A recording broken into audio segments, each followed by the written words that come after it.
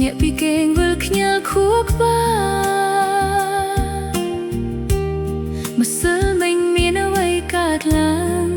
ឬព្រោះខ្ញុំផឹកសូរ៉ាឈឺផ្សាបេះដូងមិនដឹងខ្លួនមានអារម្មណ៍ដូចចាំតិចមានអារម្មណ៍ដូចត្រូវគេក្បត់តាមមុខគេនោះយ៉ាងម៉េចធ្វើភាំងឬភ្លេចប្រកបឲ្យហាមួយបរិយាយបែបណាបេះដូងនេះស្រវឹងហើយមិនដឹងផឹកស្រាមកអីស្រវឹងទាំងព្រឹកទាំងថ្ងៃសូមបីដៃចាប់អ្វីរបូរពេលលោតថប់ថងម្ដងជើងស្ពឹកដូចគេចាប់ចងស្ទើរឈួតព្រោះគេសំបាយបេះដូងជាប់លេខខូចហើយមិនដឹងជាជាប់លេខអ្វី6ខ្ទង់ឬ8ទៅបញ្ជាវាមិនបានសងពីលោតដងយឺតំដងលឿនពេលខ្លះទឹកភ្នែកលួចស្រក់តែមិនបានបញ្ជាចិត្តផង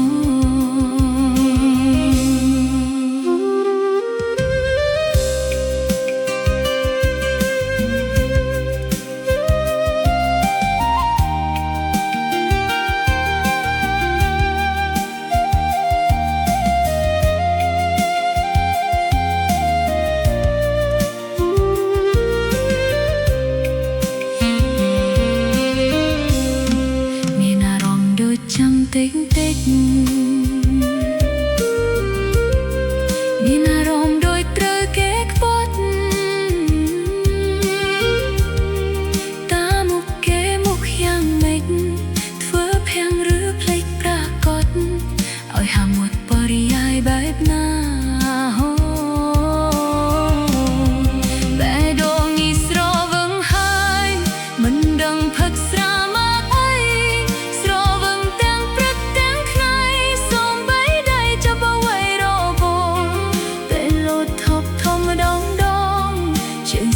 ដូចគេចាប់ចងស្ទើរឈួតព្រោះគេសំបាយបេះដូងជាប់លេខខូចហើយមិនដឹងជាជាប់លេខអ្វី6ខ្ទង់ឬ8ទៅបញ្ជាវាមិនបានសងវាលោតដងយឺតំដងលឿនពេលខ្លះទឹកភ្នែកលួច